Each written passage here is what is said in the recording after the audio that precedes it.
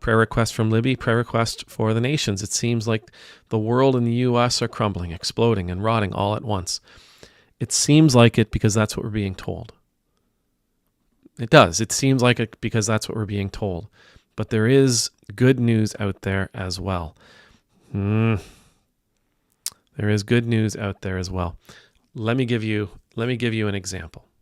Okay, this is just something. So I get a newsletter from the Episcopal Church in the United States. It's amazing. It's great. It's such a big church that there's always stuff for them to share.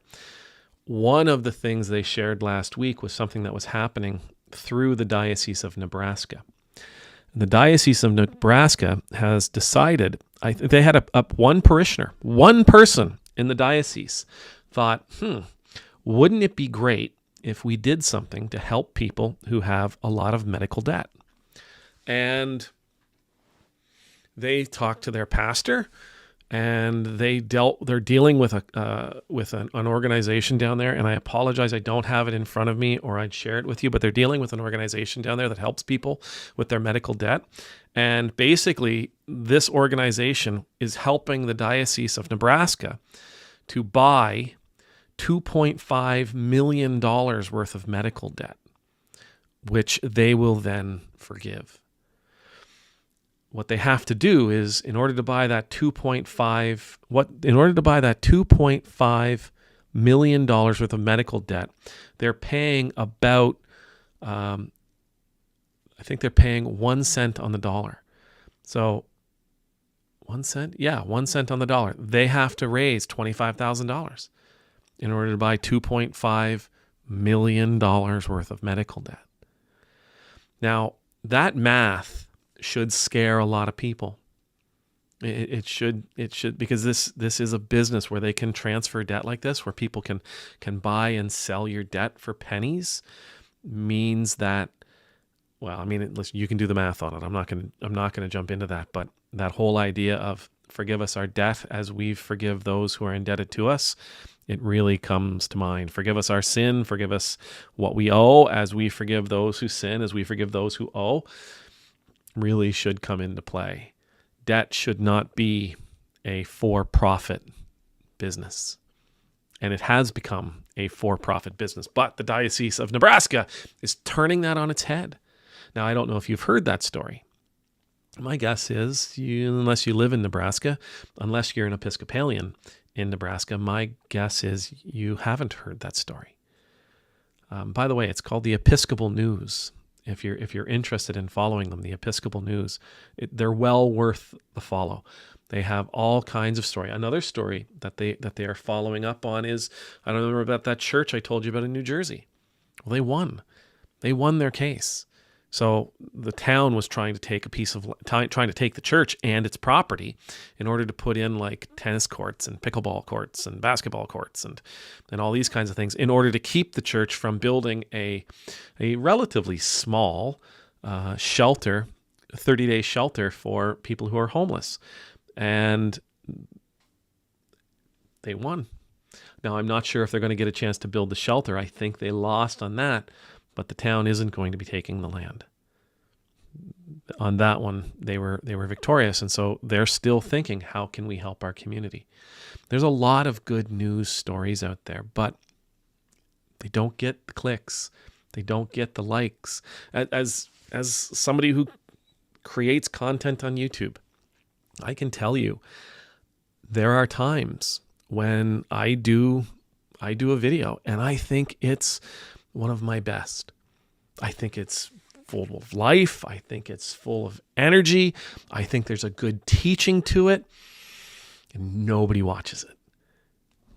Because it's not a gotcha kind of thing.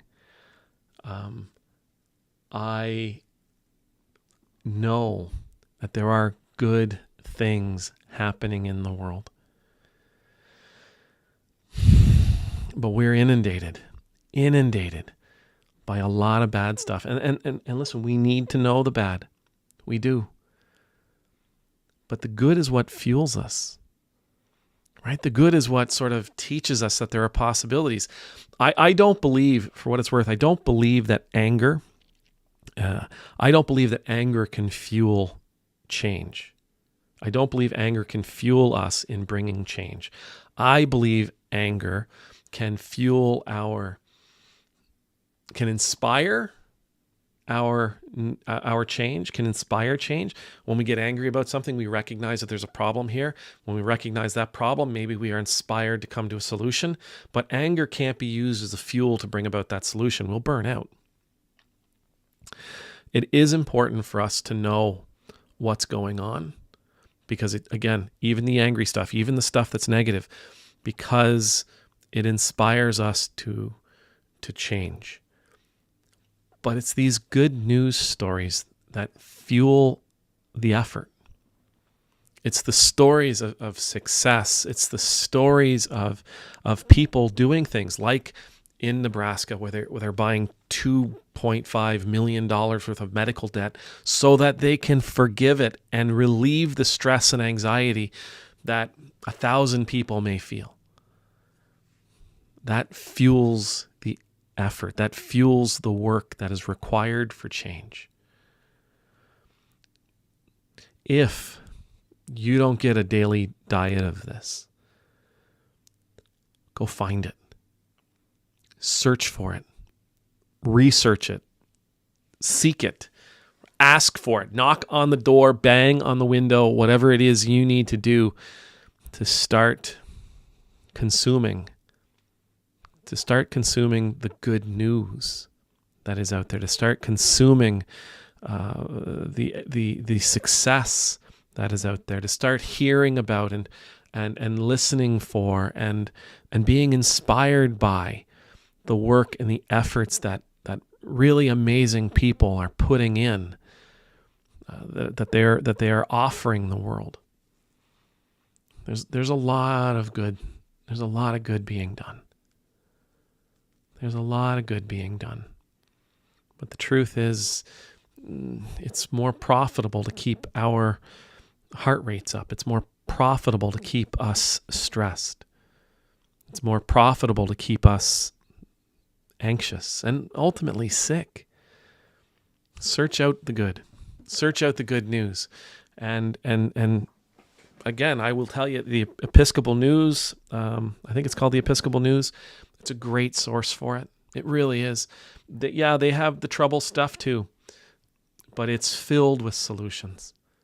It's filled with, one story I read a couple of weeks ago was about the Diocese of Jerusalem, who went to visit their hospital in Gaza, who spoke up, stood up and spoke out against the violence that is taking place in Gaza, and spoke out against the genocide and the starvation, the war crimes. It's there. Find it. If you're not getting it as part of your regular daily diet of news, you should. And so you got to go looking. Amen.